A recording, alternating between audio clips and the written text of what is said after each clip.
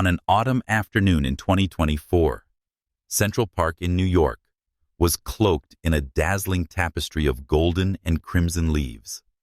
Light breezes carried the scent of fall, mingled with the aroma of coffee from nearby carts. A Black American freelance journalist, Emma Johnson, 28 years old, sat on an old wooden bench holding an open copy of Their Eyes Were Watching God by Zora Neale Hurston. Emma wore her natural curly hair tied up high, her warm brown eyes reflecting a pensive look. She loved writing. Telling stories about people and life gave her purpose. But Emma always kept up an invisible wall when it came to romance. Though brief, her past relationships often ended in disappointment, making her question whether true love existed or if it was just something she wrote about on paper. Today, Emma had come to the park to find a bit of calm amid the city's relentless pace. She liked this space where she could observe people, families on picnics, couples holding hands, joggers zipping by with earbuds.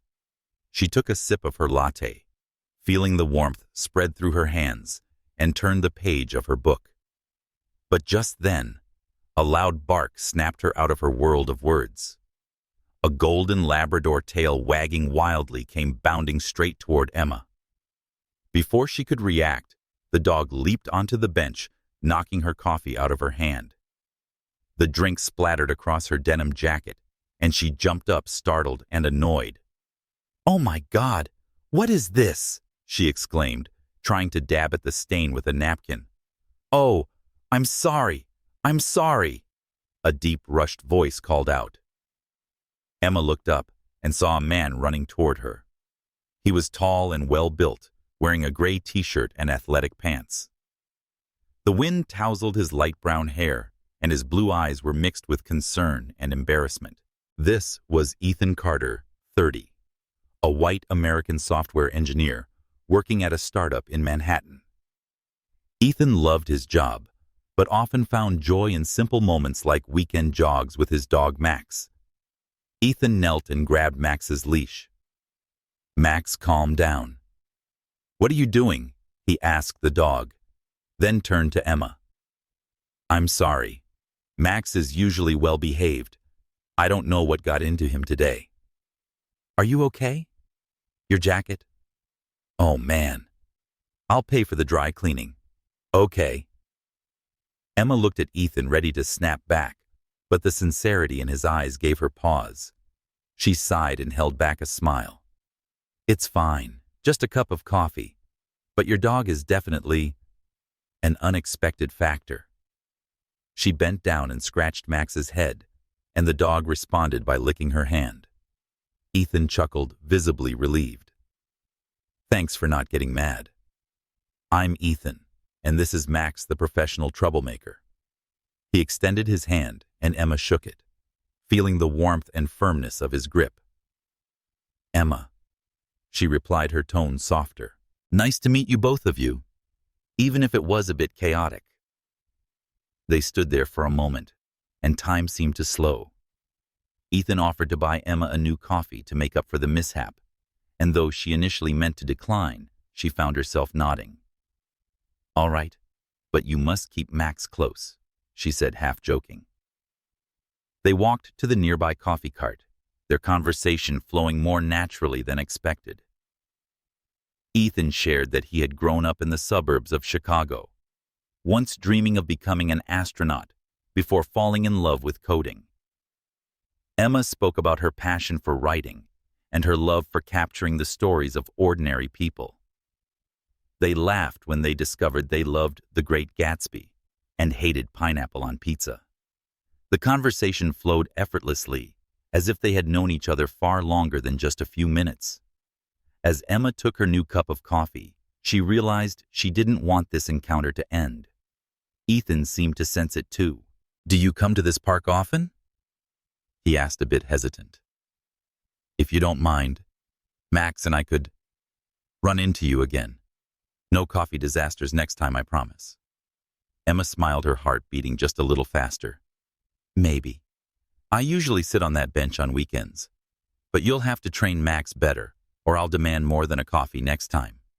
Ethan laughed, his eyes lighting up. "Deal. See you around, Emma."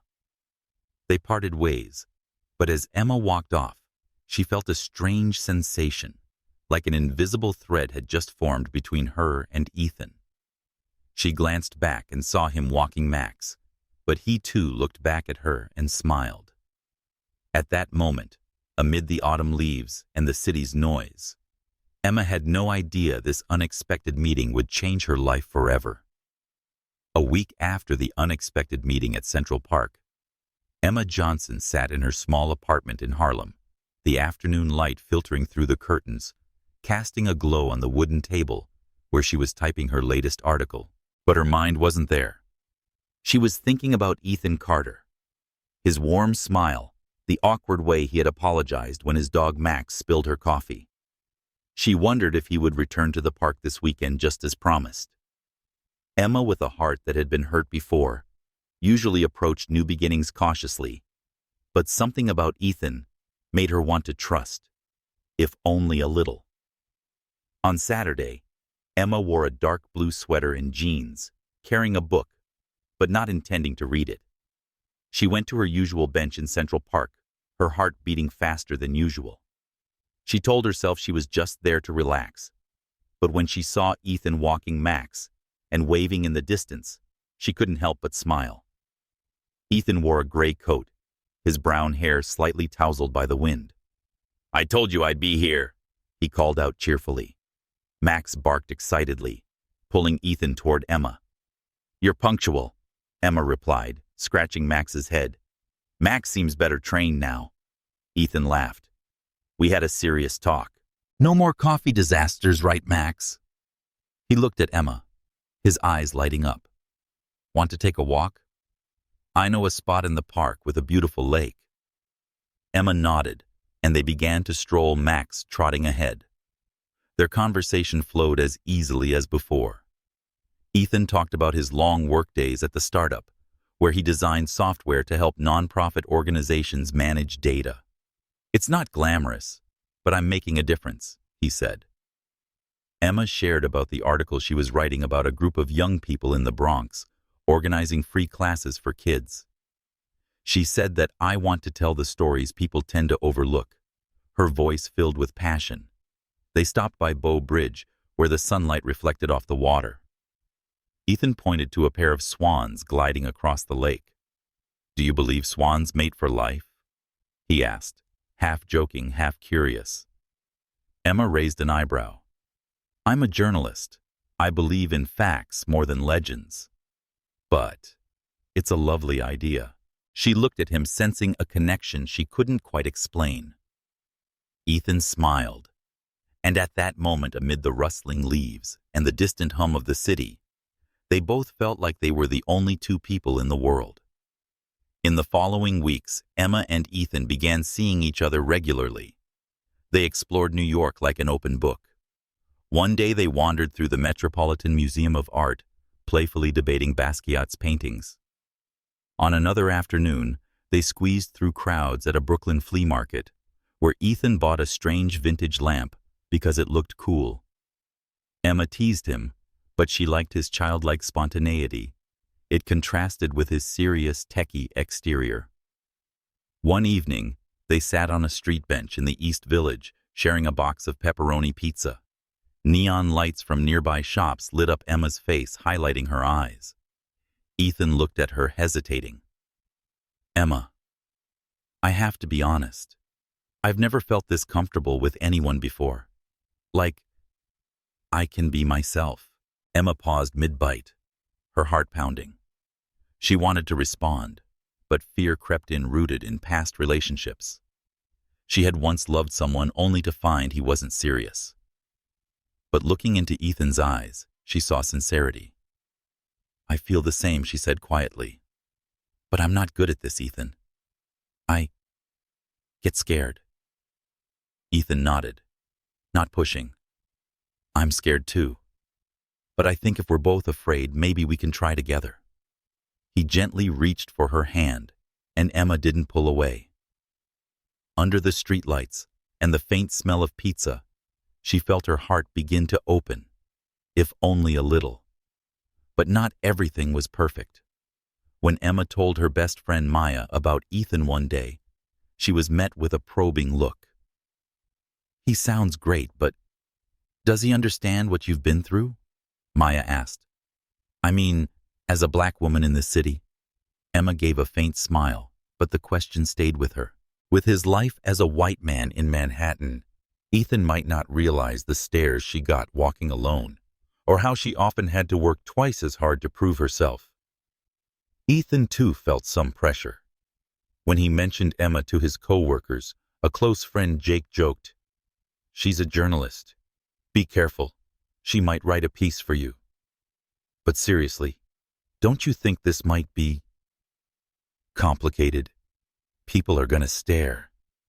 Ethan brushed it off, but the words lingered. Still, Emma and Ethan kept seeing each other each date a small step forward. They laughed more and shared more. One night, as they sat on the rooftop of Ethan's apartment, watching the city lights, Emma realized she was falling in love. She didn't know what the future held, but for the first time in years, she wanted to try. Ethan, looking at her under the moonlight, felt the same.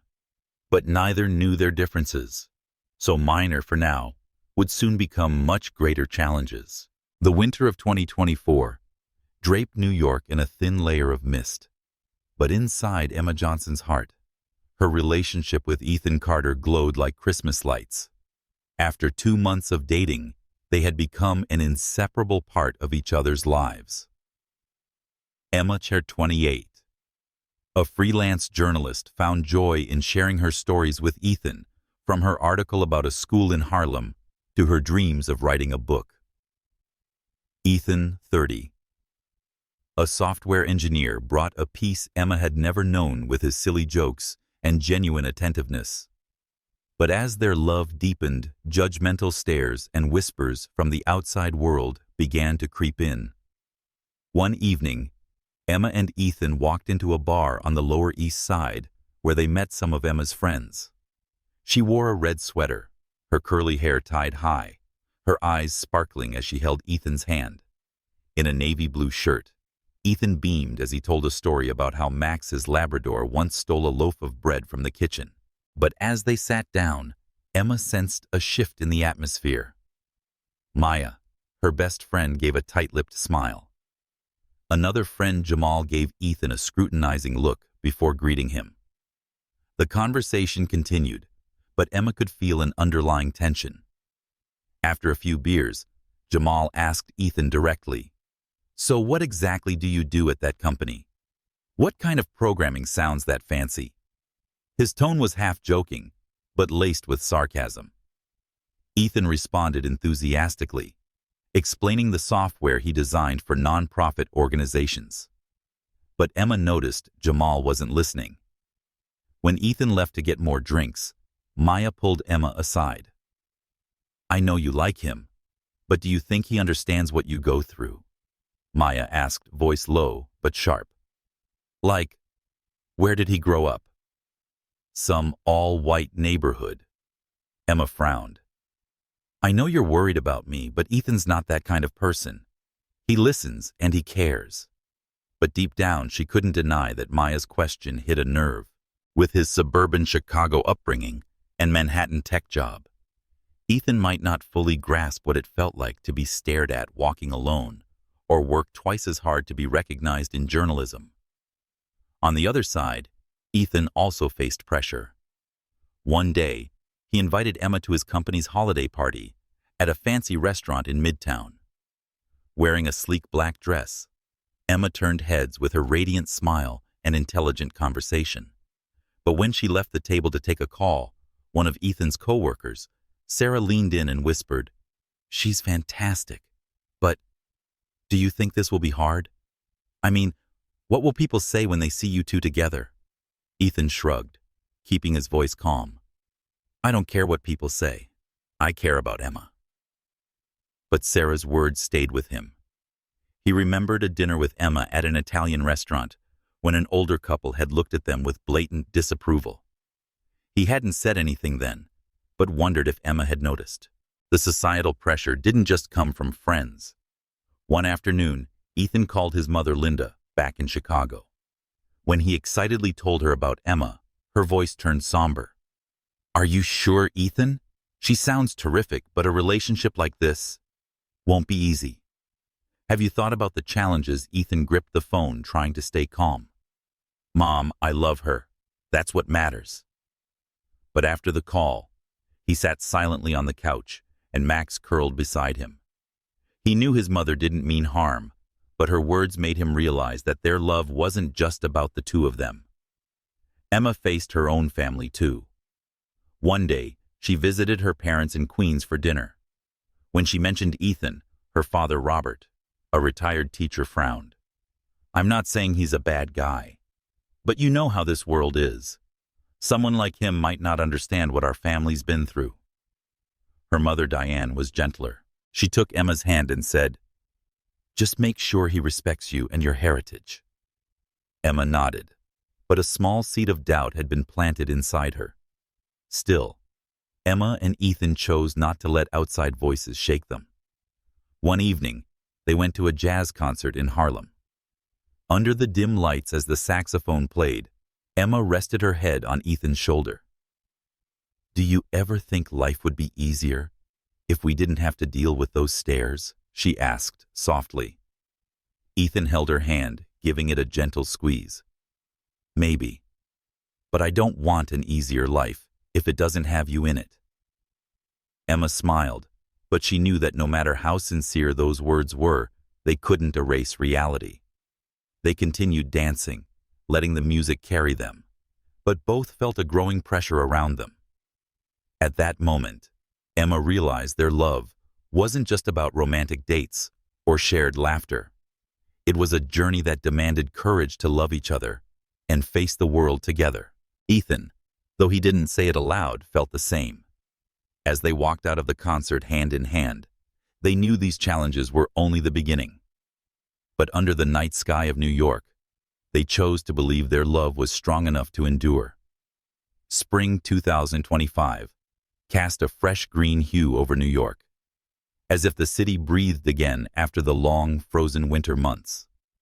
Emma Johnson, 28, a freelance journalist, walked beside Ethan Carter, 30, a software engineer, under the leafy canopies of Prospect Park in Brooklyn. After 6 months of dating, their relationship had weathered the judgmental stares and whispers from friends and family. With her curly hair tied up high and her radiant smile, Emma felt her heart grow lighter whenever she was with Ethan. With his warm blue eyes and unwavering sincerity, he knew that Emma was not just the woman he loved. She was the woman he wanted to spend his life with. Today, Ethan had planned a picnic, something he called a day to escape the city's noise. In a pale yellow maxi dress, Emma giggled as Ethan spread a blanket beneath a large oak tree beside a sun-drenched meadow. Max, Ethan's Labrador, sprawled out in the grass with a satisfied yawn. Ethan laid out a simple but thoughtful meal: grilled chicken sandwiches, potato salad, and a bottle of Emma's favorite apple juice. "You do know how to spoil a girl," Emma teased, sipping her juice. They talked, laughed, and shared stories. Emma spoke about her latest article about a street artist in Bed-Stuy who painted murals to inspire local kids. Ethan listened intently, then told her about a software project he had just completed helping a nonprofit organization track donations. But inside, Ethan was nervous. In his jacket pocket was a small box inside, which lay a simple silver ring with a small sapphire, chosen because it reminded him of Emma's eyes. As the sun began to set, painting the sky in brilliant orange, Ethan took a deep breath. "Emma, would you take a walk with me?" he asked, his voice slightly trembling. Emma raised an eyebrow, sensing something different, but she nodded. They walked to a quiet park corner where a small wooden bridge crossed a gentle stream. Max trotted ahead, tail wagging. On the bridge, Ethan stopped and turned to Emma. The late sunlight cast a golden glow on her face, highlighting her soft features. He took her hand, his heart pounding. "Emma, these past 6 months have been the best of my life." You're not just the woman I love. You're the person who makes me want to be a better version of myself." He paused, gathering his courage. "I know we've faced a lot, the stares, the comments, the doubts. But to me, nothing matters more than being with you." Emma looked at him, her eyes wide, a mix of nervousness and anticipation washing over her. Ethan dropped to one knee, pulling the box from his jacket pocket. He opened it, revealing the sparkling ring. "Emma Johnson, will you marry me?" His voice trembled, but his eyes were steady with love. Emma covered her mouth, her heart skipping a beat. She had imagined this moment before, but now that it was real, it hit her like a wave. She loved Ethan. His sincerity, the way he made her laugh, and how he tried so hard to understand her experiences as a black woman, even if he didn't always fully grasp them. But she was scared. Marriage wasn't just love commitment, a shared journey through bigger challenges from family to society to the unknown. "Ethan," she whispered, her eyes misting. She looked into his and saw the honesty and love without hesitation. She thought of their late-night walks, the times they faced prejudice together, and how he never left, even when she pushed him away. "Yes," she said, her voice choked. "Yes, I will." Ethan beamed, sliding the ring onto her finger. He stood and pulled her into his arms. Emma held him tightly, feeling his warmth in the cool evening air. Suddenly, from a distance, a group of nearby park-goers applauded and cheered. Emma burst into laughter, embarrassed, while Ethan waved in thanks, his face flushed. Max barked joyfully, as if he too wanted to celebrate. As they returned to the picnic blanket, Emma looked at the ring on her hand, the sapphire gleaming in the sunset. "I picked it because it reminded me of your eyes," Ethan said softly. Emma smiled, but deep inside, she knew this proposal wasn't just the beginning of a new chapter. It was the doorway to even greater challenges ahead. That night, as Ethan walked Emma back to her apartment in Harlem, they sat on the couch talking about the future. Emma admitted she was nervous about her family's reaction, especially her father Robert, who remained hesitant about Ethan. Ethan nodded, sharing that his mother Linda might also need time to accept things. "But we'll get through it together, right?" he asked, taking her hand. Emma squeezed his hand firmly. "Together," she said with certainty. But as she looked out the window at the city lights flickering beyond, she knew that promise would be tested, not just by love, but by the world around them. Beneath the moonlight, the ring on her hand sparkled like a quiet reminder. No matter how beautiful their love was, it would need more than romantic moments to endure. Spring 2025 passed as quickly as a breeze, and Emma Johnson and Ethan Carter were immersed in wedding preparations by early summer. Emma, 28. A freelance journalist, felt excited and anxious as she thought about the big day. The sapphire ring on her finger sparkled like a reminder of Ethan's promise. Ethan, 30. A software engineer, was busier than ever with work, but he devoted every spare moment he had to planning with Emma. They wanted a wedding that was not just the union of two people, but a celebration that blended Emma's African-American heritage with Ethan's white American roots. Sitting in their small Harlem apartment, Emma and Ethan spread sticky notes across the dining table. Emma wanted the ceremony to include gospel music, a vital part of her childhood memories from church in Queens. "Imagine a choir singing, 'Oh Happy Day,' as we walk out," she said, her eyes lighting up. Ethan nodded, adding the idea of a jazz band for the reception, a nod to their many dates in Harlem. They agreed on the menu: cornbread and Southern-style fried chicken for Emma, barbecue, and mashed potatoes for Ethan. "We're gonna stuff everyone full." Ethan laughed, jotting down a note about a DIY ice cream bar. But not everything went smoothly. Emma visited her mother Diane one afternoon in Queens to discuss the wedding dress. A retired seamstress, Diane suggested designing a dress that combined traditional African Ankara fabric with white lace. She said, "You'll look like a queen smoothing Emma's curls." But when Emma mentioned Ethan, Diane grew more somber. "Are you sure, Emma? He's a good man, but does he understand our family and culture? Your grandfather fought his whole life for us to be respected." Emma held her mother's hand, her voice gentle but firm. "Mom, Ethan is trying. He wants to learn, and I believe in him." Still, as she left, Emma felt an invisible weight pressing on her. Ethan also faced doubts. He flew to Chicago to visit his mother, a retired bank employee, Linda. Ethan excitedly shared their wedding plans in the familiar kitchen where the smell of cookies lingered in the air. But Linda interrupted. "Ethan, I'm not against it, but a wedding like this will draw attention. Have you thought about kids?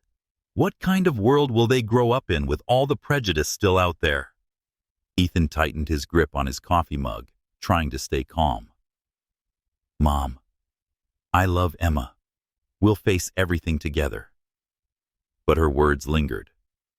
He thought of the times Emma had shared her experiences with racism and began to wonder if he had the strength to carry that burden with her. The pressure didn't only come from family. One day, Emma and Ethan met with an event planner at a garden in Brooklyn, the venue they had chosen for their wedding. The planner, a middle-aged woman named Carol, smiled politely, but asked questions that made Emma uncomfortable. "What kind of vibe are you going for? Something more urban or more traditional?" Carol asked, glancing at Emma. Ethan frowned, picking up the undertone, but Emma responded firmly.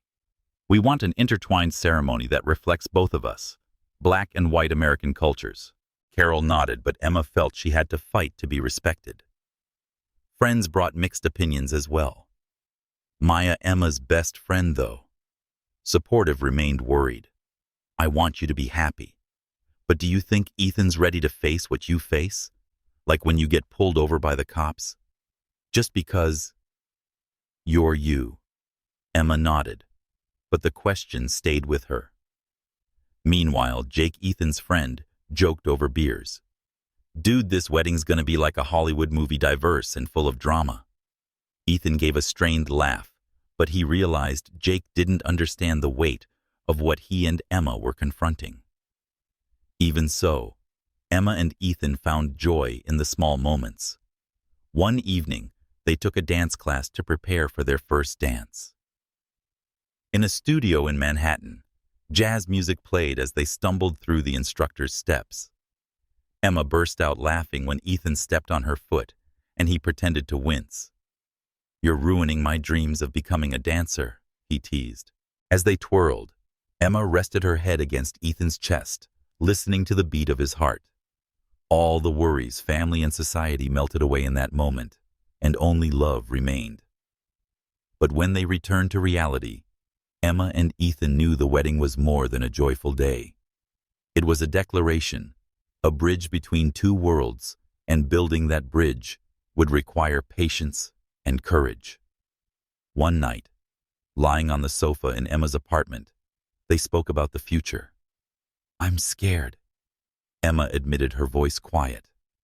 "Not because I don't love you, but because I know it won't be easy." Ethan kissed her forehead. "I'm scared too. But together, we can do this." Emma nodded, but as the city lights flickered outside the window, she knew the journey ahead would test not just their love, but the inner strength of both of them.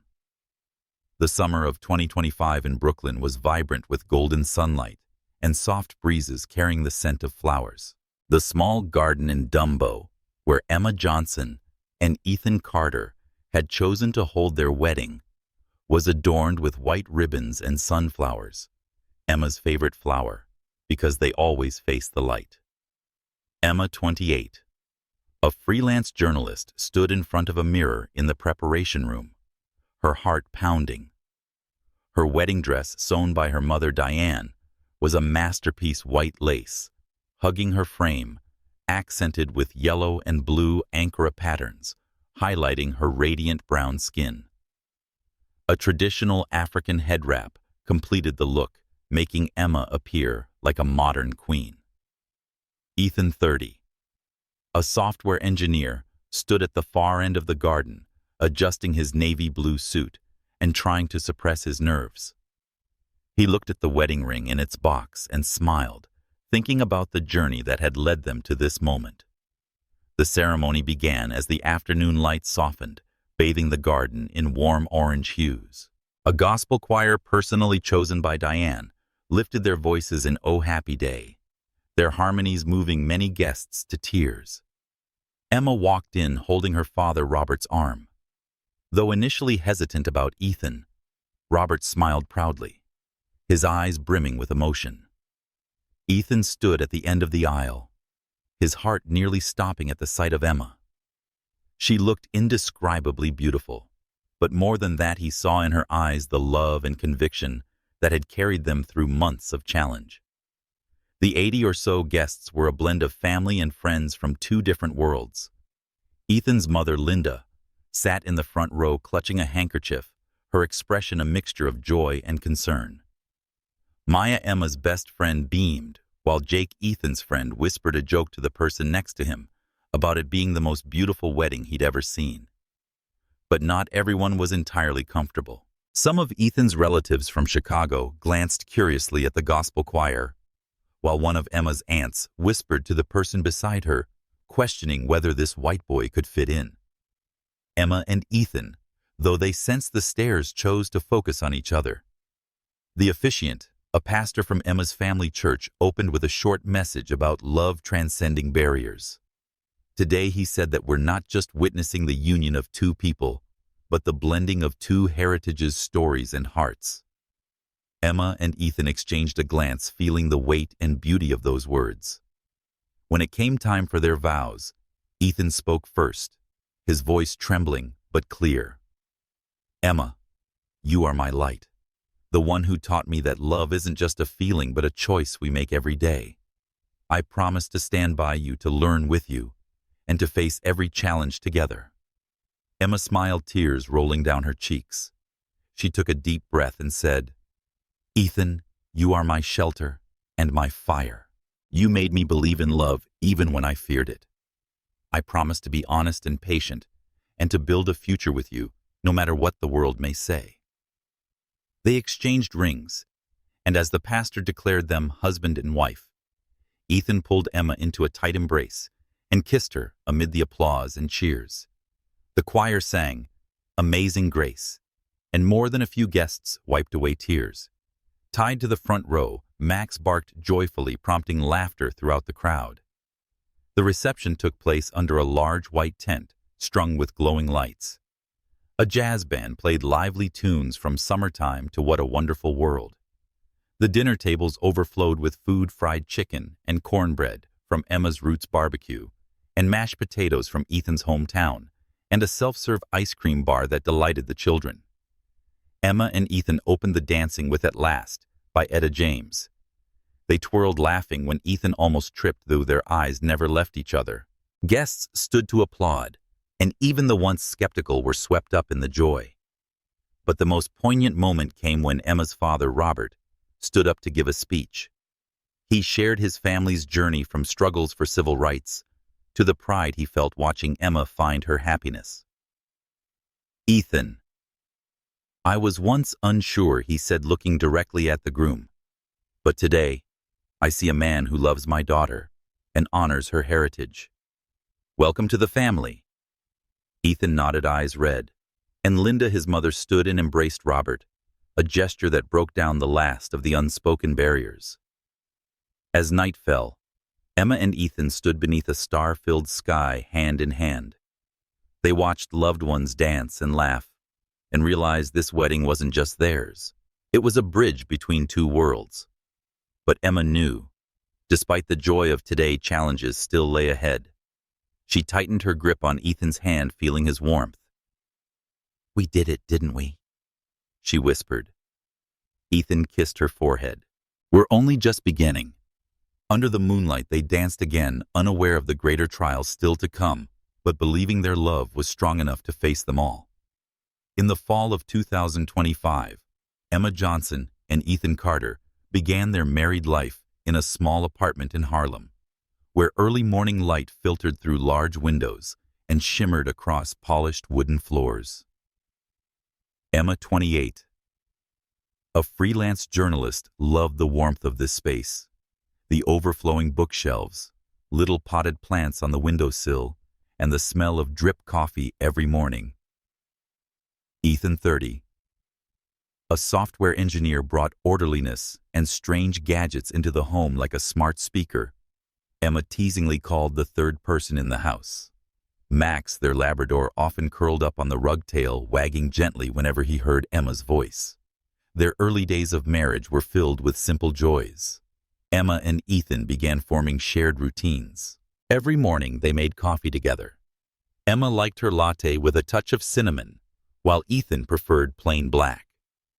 They sat across from each other at the dining table, Emma typing up articles on her laptop, Ethan reading tech news. My wife saving the world, one word at a time. Ethan teased, winking. Emma laughed, tossing a napkin at him. And you're saving it one line of code at a time.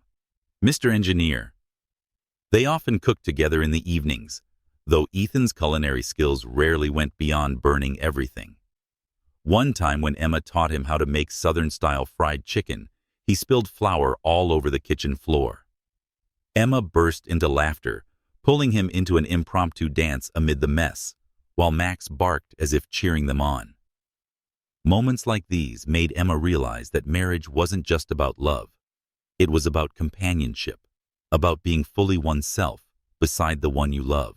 On weekends, they lounged on the sofa, bickering playfully over whether to watch an action film or a romance. Emma usually won, and Ethan would pretend to grumble when they watched Love Jones for the third time.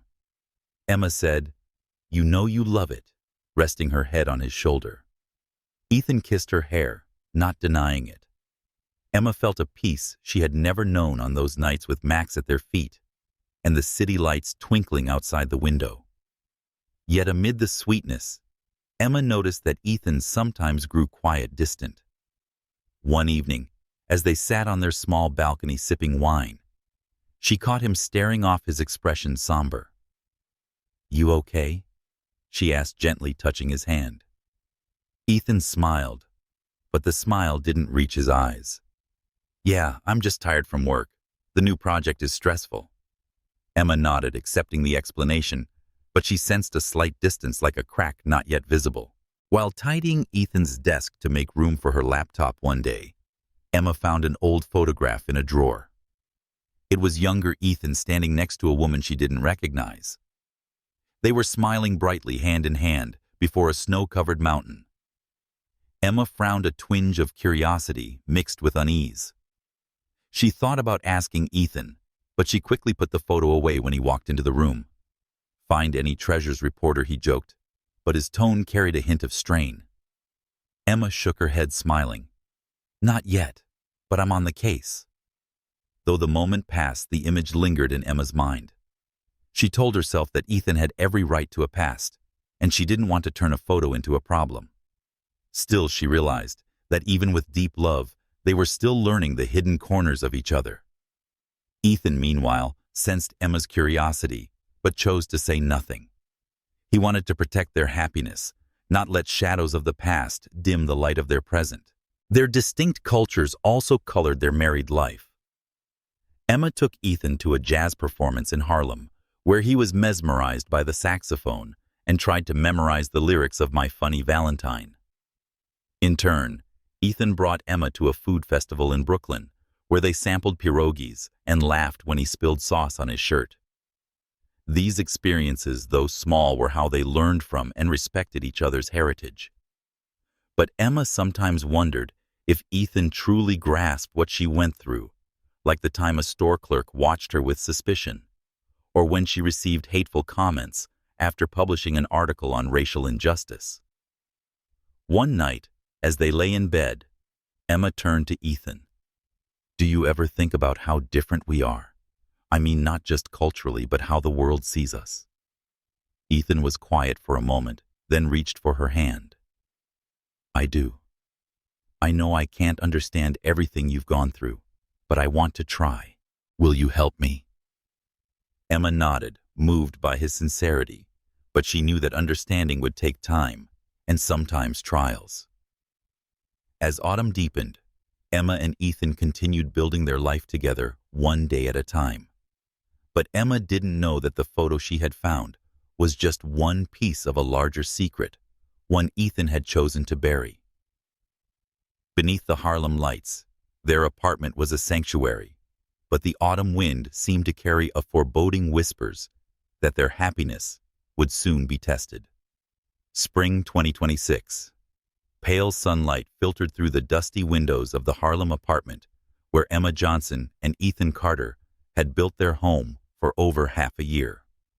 Emma, 28, a freelance journalist, was enjoying a rare day alone.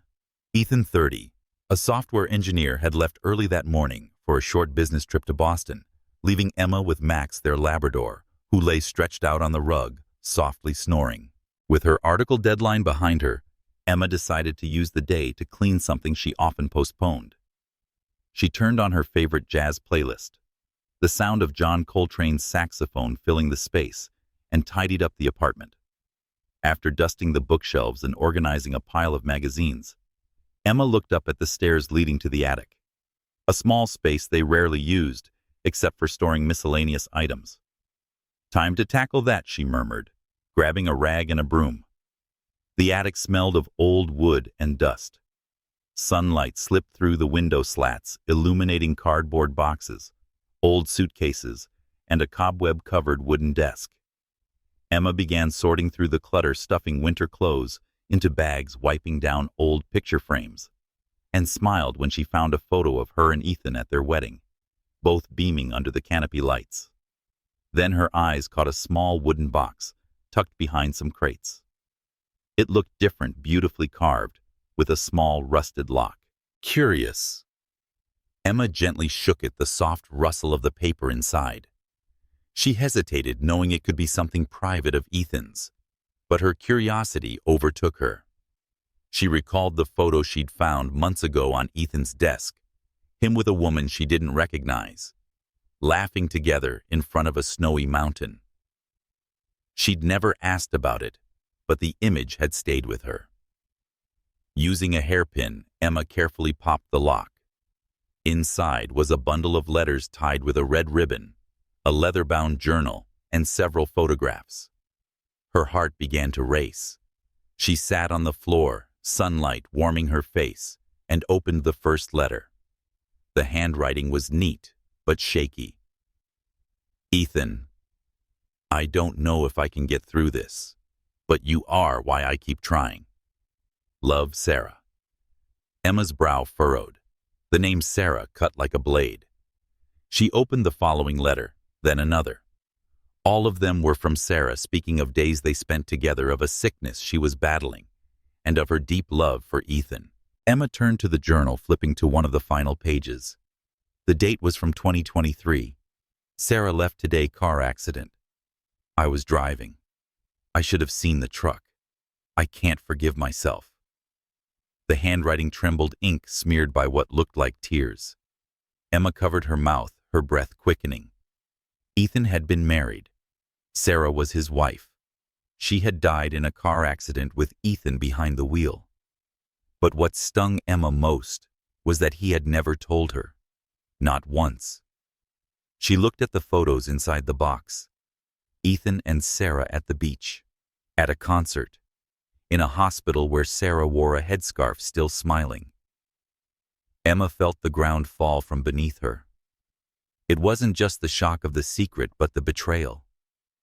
She had shared everything with Ethan, her old heartbreaks, the times she'd been discriminated against, her dreams and her fears.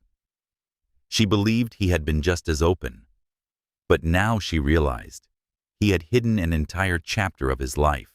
Emma sat there, surrounded by dust and sunlight, tears streaming down her cheeks. Max, sensing something, climbed the attic stairs. and nudged his head against her. She hugged the dog, trying to steady the ache rising in her chest. She thought of the moments Ethan had withdrawn, of how he sometimes avoided her gaze when she asked about his past. Now, it all made sense. But why hadn't he told her? Was he afraid of what she'd think, that she'd believe he still loved Sarah? Or wasn't he strong enough to move on? She carefully retied the letters and closed the box, but didn't lock it again. She knew she couldn't pretend she hadn't seen it. Ethan would return the next day, and she would face him. But for now, she only felt a hollow ache. Their love, once a guiding light, was now shadowed by doubt. She thought of their wedding vows, honesty, patience, and wondered if those promises still held meaning. That night, Emma lay in bed, unable to sleep. The Harlem lights blinked outside the window, but the apartment felt cold even with Max sleeping peacefully at her side. She looked at the sapphire ring on her hand. Its sparkle was now a reminder of fractured trust.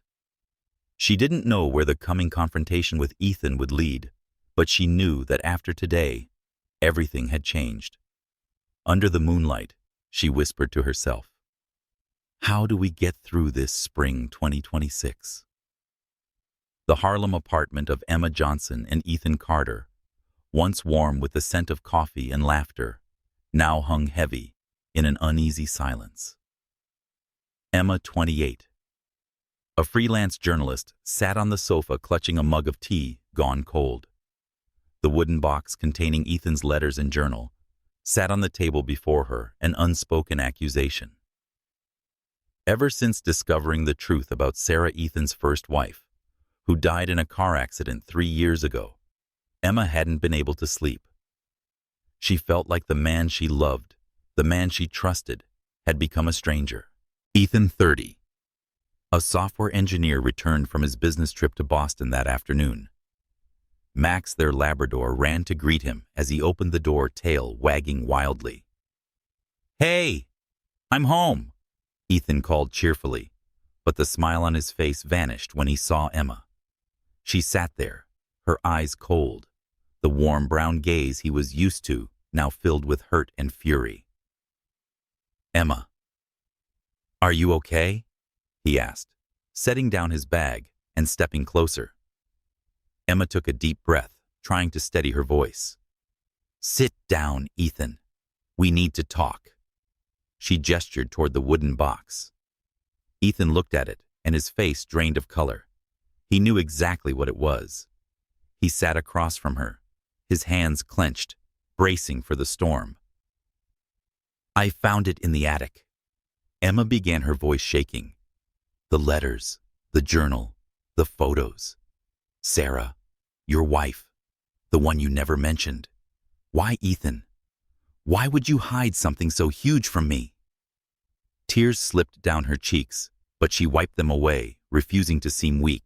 Ethan lowered his head, hands trembling. "Emma, I meant to tell you. I swear. But I didn't know how."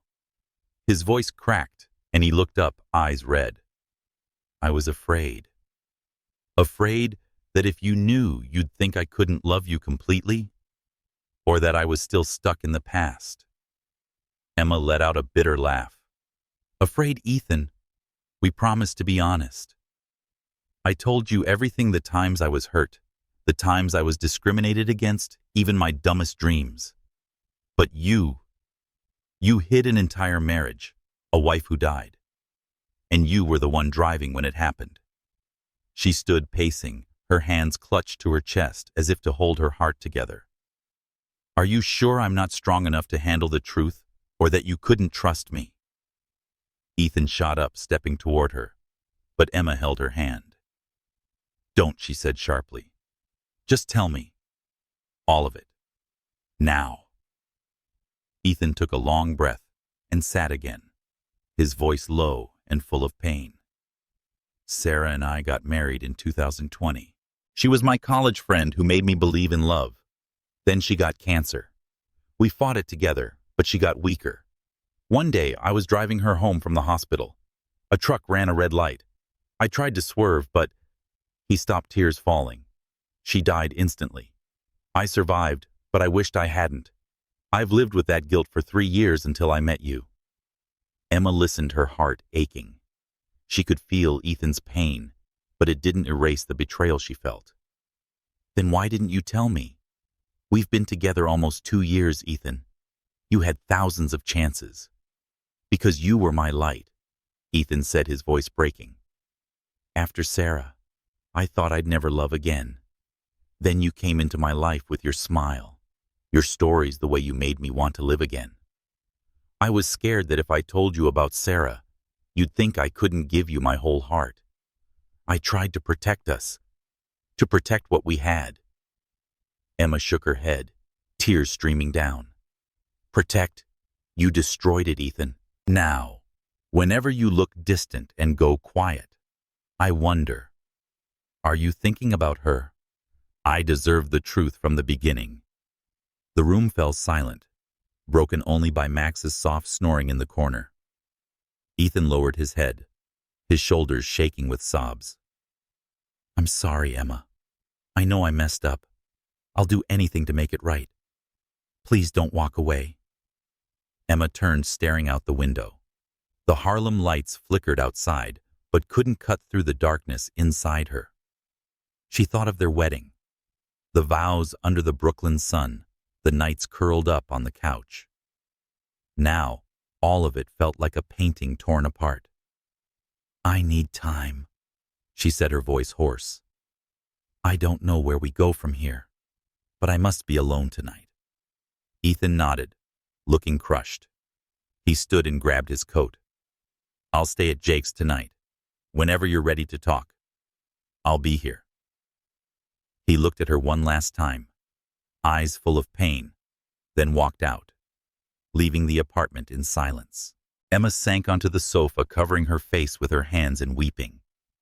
Max climbed up beside her, nudging his head into her lap. She hugged him tightly, seeking comfort. She didn't know if she could forgive Ethan, or if their love could survive this fracture. But in the darkness, one truth stood clear, no matter how deeply she loved him. Her trust had been broken, and rebuilding it would be the most complex challenge they had ever faced. Spring, 2026. The Harlem apartment of Emma Johnson and Ethan Carter still carried its cozy charm, with overflowing bookshelves and potted plants on the windowsill. But the air now hung heavy with unspoken words. After the confrontation about Ethan's secret, his previous marriage to Sarah, and her death in the car accident, he had been driving Emma, 28. A freelance journalist, felt as if her trust had shattered like glass, uncertain if it could ever be pieced back together. Ethan, 30. A software engineer, was staying at his friend Jake's apartment a few blocks away, burdened by guilt and the fear of losing Emma forever. A week passed in silence. Emma worked remotely, typing articles with a distracted mind. Max, their Labrador, often rested his head on her lap, as if to comfort her.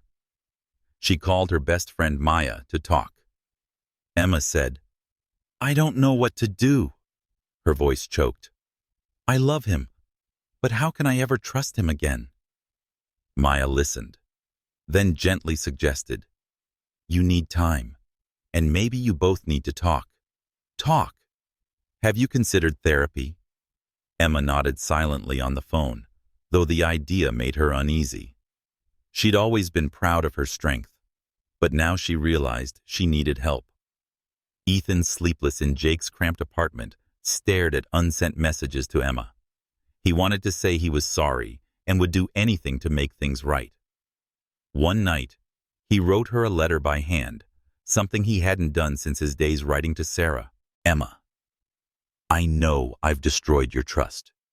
I don't expect your forgiveness immediately, but I want you to know I love you and am willing to do whatever it takes to earn that trust back. He left the letter in Emma's mailbox, not daring to hope she would read it. But Emma did read it. She found the letter one morning while collecting the newspaper outside. Ethan's neat but shaky handwriting struck her heart like a chord. She didn't respond immediately, but the letter made her reconsider. She remembered the moments they'd laughed together in the kitchen, the times Ethan had listened patiently as she shared the injustices she faced. She didn't want to lose him, but couldn't pretend nothing had happened. Eventually, Emma texted Ethan, "Meet me at the cafe on 125th Street, 3 p.m. Saturday. We need to talk." Ethan replied within seconds with a single word, "Thank you." The air between them was stiff when they met at the familiar cafe, where they'd had some of their earliest dates. Emma wore a blue sweater, her gaze cautious.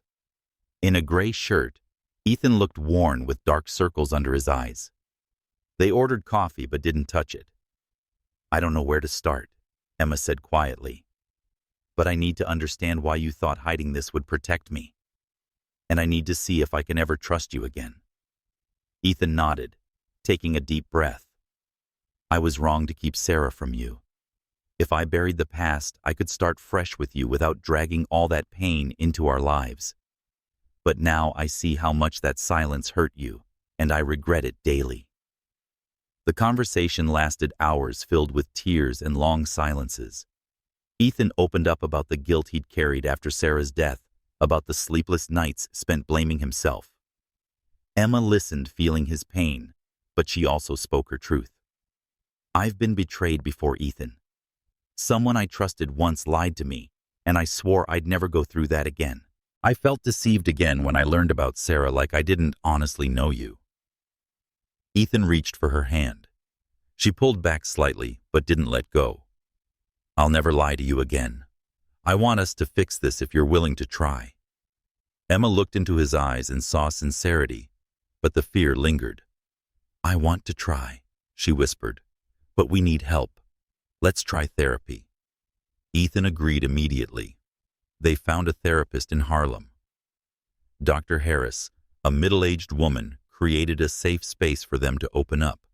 In their first session, Emma spoke of her fear of being deceived again, about the strength she'd had to wear as a black woman in a harsh world. Ethan shared the pain of losing Sarah and his fear of losing Emma too. Dr. Harris encouraged them to write letters to each other, not to send, but to understand their emotions better. Emma wrote about her pain, about how afraid she was that Ethan might hide something again. Ethan wrote about his fear of never being good enough for Emma, and that his past would always cast a shadow. Though the letters were not read aloud, they helped them see each other more clearly.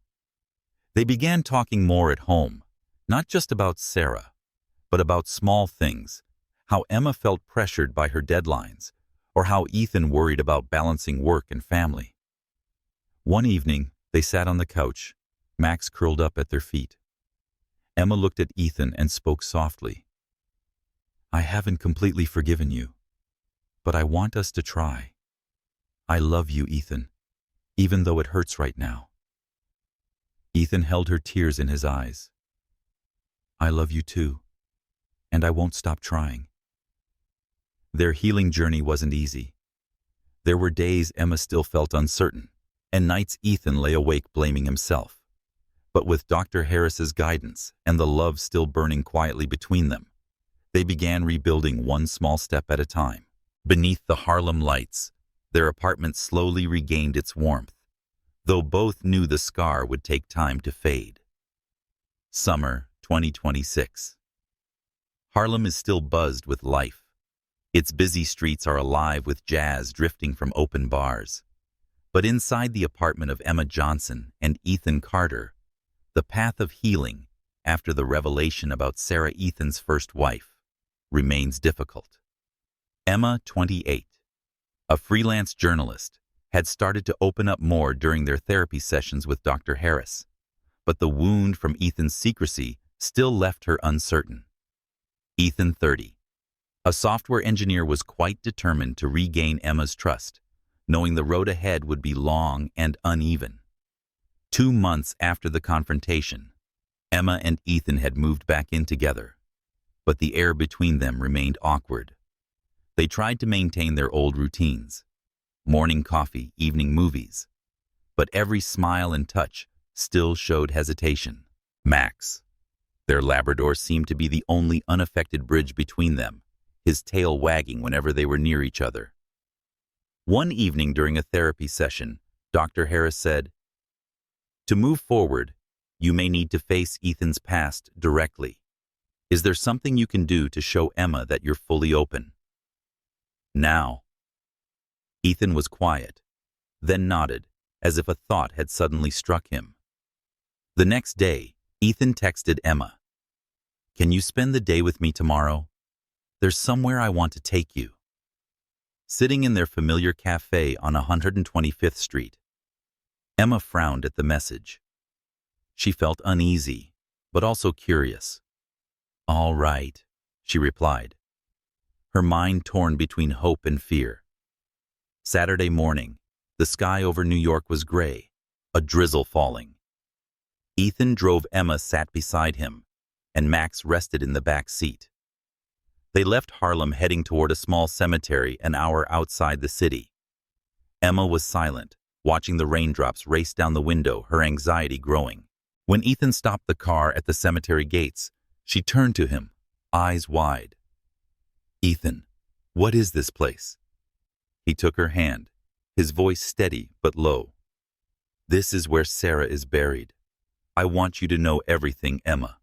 No more secrets." Emma took a deep breath, heart pounding.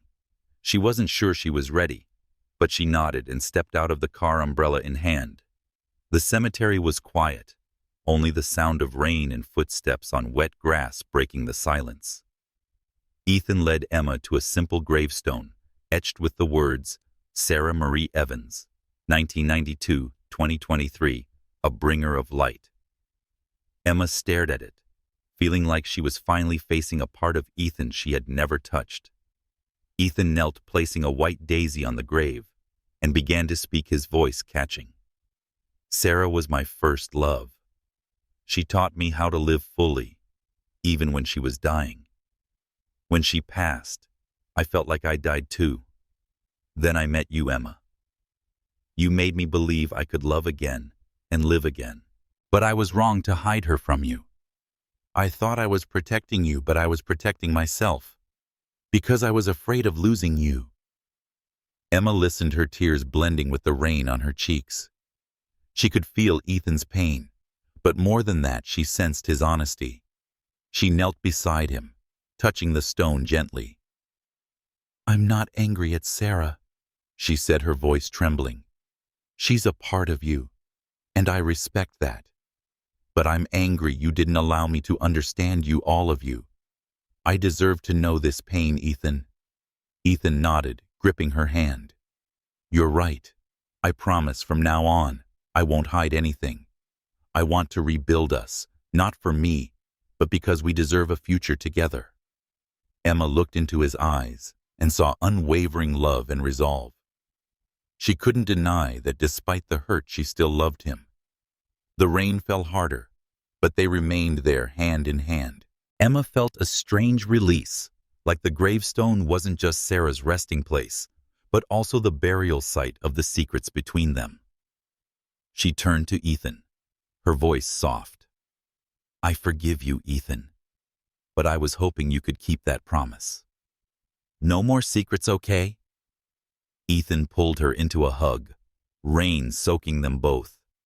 "No more secrets," he whispered. They stood there in the rain, feeling the beginning of something new. Tied to a post near the car, Max barked loudly, as if in agreement. In Harlem, Emma and Ethan curled up on the sofa, wrapped in a blanket, Max at their feet. They talked about small things, Emma's latest article, and Ethan's new project, but there was no tension this time. Emma knew the healing wasn't complete. That difficult days still lay ahead, but what happened at the cemetery had changed them. It wasn't just forgiveness, but a new commitment to be honest, even when the truth hurts. Under Harlem's streetlights, their apartment felt warm again, not because of the glow, but because love was being rebuilt, brick by brick. Emma looked at Ethan and gave a faint smile. We're going to be okay. Ethan kissed her hand. We're going to be more than okay. Outside the rain still fell, but it no longer signified darkness. It felt like a cleansing, a quiet blessing on their new beginning. Summer 2026. Harlem gleamed under golden sunlight with the sounds of children playing in the streets. Inside the small apartment of Emma Johnson and Ethan Carter, the scent of cornbread and barbecue wafted from the kitchen as they prepared for their first wedding anniversary celebration. Emma, 29. A freelance journalist, stood before the mirror adjusting her flowing blue maxi dress, her curly hair tied up high, eyes glimmering with joy tinged with reflection. Ethan, 31, a software engineer, arranged the dinner table on the balcony, dressed in a crisp white shirt, smiling brightly, though a trace of nervousness lingered.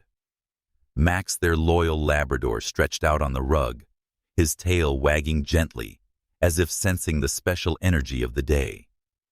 1 year earlier, Emma and Ethan had stood beneath the Brooklyn sun and exchanged vows in a wedding that united two heritages. But their journey since had not been filled only with happiness. The secret of Sarah, Ethan's first wife, who died in a tragic car accident, had nearly torn their marriage apart. They learned how to forgive and rebuild trust through months of tears therapy sessions with Dr. Harris and a transformative moment at the cemetery. Today, they weren't just celebrating love, they were celebrating the strength it took to survive. The small gathering began at sunset lanterns flickering across the balcony. The guests were loved ones. Ethan's mother, Linda, who had come from Chicago. Emma's parents, Robert and Diane, from Queens, and close friends like Maya and Jake. The table was filled with familiar dishes from their wedding: cornbread, fried chicken, barbecue, and a bottle of red wine Ethan had chosen because it reminded me of the night we first talked about dreams. Jazz played softly from a speaker, and What a Wonderful World brought back memories of their first dance. Emma stood raising her glass. Her voice trembled slightly. Thank you all for being here. 1 year ago, Ethan and I promised to face everything together. And we've learned that love isn't about perfection. It's about choosing each other daily, even when it's hard. She looked at Ethan and smiled. We almost lost each other, but today we're stronger than ever. Ethan took her hand and stood. Emma is my light, but she also taught me that light only matters when you're willing to walk through the dark. Thank you, Emma. And thank you to everyone who we stand. He turned to Robert. Thank you for accepting me even when I didn't always deserve it. Robert nodded, eyes glistening, while Linda wiped away tears and hugged Diane. Maya and Jake clapped, breaking the emotional moment with laughter. After dinner, guests shared stories and memories. Diane recalled a young Emma interviewing the whole family with a pencil drawing hearty laughter. Jake teased Ethan about the time he burned the barbecue at a picnic. Amid the joy, Emma and Ethan were still quietly aware of their invisible scars. After the guests had left and the dishes were done, the two remained on the balcony, Harlem's lights twinkling in the distance. Emma leaned on the railing, glancing at Ethan. You know, sometimes I didn't think we'd make it. When I found out about Sarah, I was terrified we'd be stuck in that pain forever. Ethan stood beside her, his fingers brushing hers. I was scared too, but you gave me a chance, and I'll never stop being grateful. They spoke about the changes the past year had brought. Emma was working on a book inspired by their journey about interracial love and the power of forgiveness. She said, I want to tell our story, not because it's perfect, but because it's real. Ethan, on his part, had started volunteering with an organization that supports people grieving lost loved ones, a way to honor Sarah's memory while giving purpose to his healing. He shared that it helps me feel like I'm doing something that matters, not just for me, but for us. Both admitted their marriage was still imperfect. There were days Emma still felt echoes of doubt, moments when memories of Ethan's past came rushing back. There were nights Ethan wondered if he was enough for someone as fierce and unflinching as Emma, someone who faced the world's injustices without fear. But they had learned how to talk about those fears instead of letting them fester. "We can't promise we'll never hurt Emma," said firmly, "but we can promise to heal together." Beneath the moonlight, Ethan pulled Emma into a slow dance. No music, just the sound of their breath and the rhythm of their hearts. Curled up inside, Max yawned, seemingly content with the peace surrounding them. Emma rested her head against Ethan's chest, soaking in his warmth. "We'll keep going, won't we?" she whispered. Ethan kissed her hair. "Together, we can do anything." Outside, the city lights shimmered like stars guiding them forward. The story of Emma and Ethan didn't end here. It was a living, growing love, one still being written with new chapters filled with hope, struggle, and a mature, enduring love stronger than ever.